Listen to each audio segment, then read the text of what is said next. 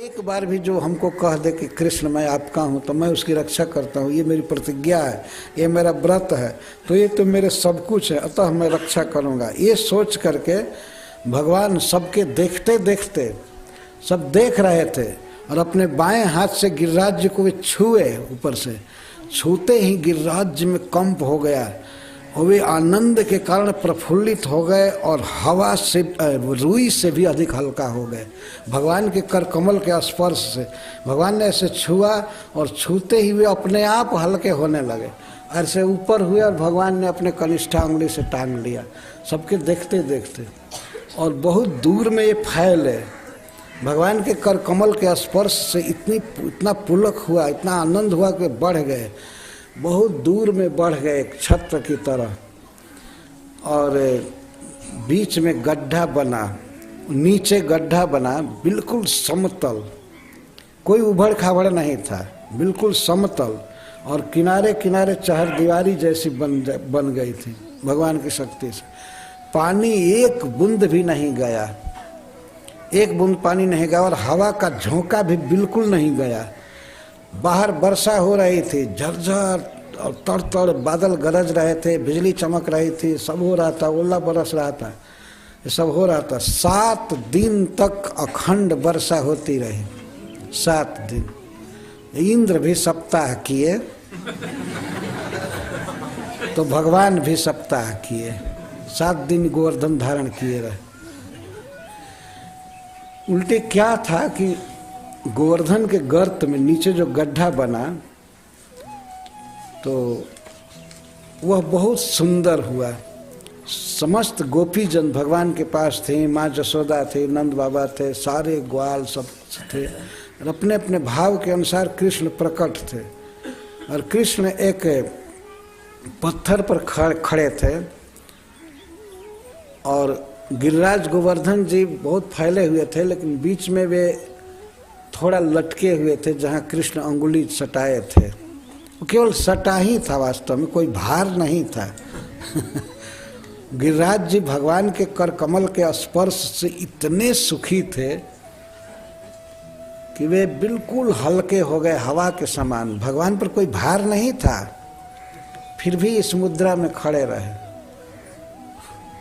और कितने दिन खड़े रहे? 7 दिन, क्योंकि इंद्र ने 7 दिन वर्षा किया।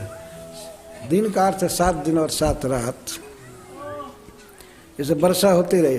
ब्रजवासी सब भीतर थे, वहाँ बिल्कुल समशीतोष्ण वातावरण था, बल्कि बाहर ठंडा था खूब और भीतर गर्म बिल्कुल था। सब लोग आराम से थे, कोई ठंडा का अनुभव नहीं हो रहा था। भगवान के साथ रहने का मौका मिला श्री राधा रानी को और गोपियों को। सब कृष्ण का मुख देख रहे थे और कृष्ण हंस रहे थे, कोई भार था ही नहीं तो क्या करें। और जब माँ जसोदा कहने लगी, तुम लोग क्यों नहीं अपनी लाठी लगाते हो, तुम लोग लाठी लगाओ, ये लगाओ, कहीं खंभा लगा दो, हमारे लाला की उंगली दुख गई होगी, तुम लोग मदद नहीं करते हो। तो सब ग्वाल लगे जहाँ तहाँ वो लोग। तो उन लोगों का भाव हो रहा था कि हम उठाए हैं।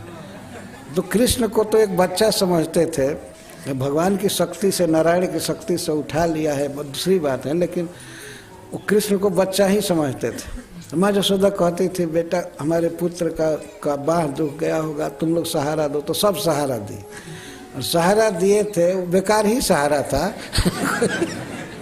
जो भार तो सब भगवान पर था, कृष्ण पर था। लेकिन ये लोग सोच रहे थे कि हम उठाए हैं। इनका भाव जब ऐसा हो रहा था कि हम उठाए हैं, तो भगवान कृष्ण एक दिन कहे कि जरा ठीक से उठाए रहिएगा और मैं थोड़ा आराम कर लेता हूँ।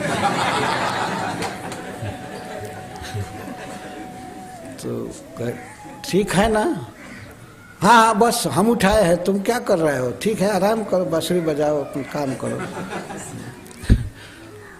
तो भगवान ने थोड़ा सा अंगुली नीचे किया, तब तक पहाड़ पूरा आने लगा। आने लगा तो सारे ब्रजवासी हाय हाय करने लगे। उस समय भगवान मुस्कुराए हैं। तो श्रील रूप गोस्वामी पाद कहते हैं कि कृष्ण की वह मुस्कान हम सबका आनंद बढ़ावे, हमको सुखी करे। तो थोड़ा सा ढीला किए तो सब हाहाकार करने लगे।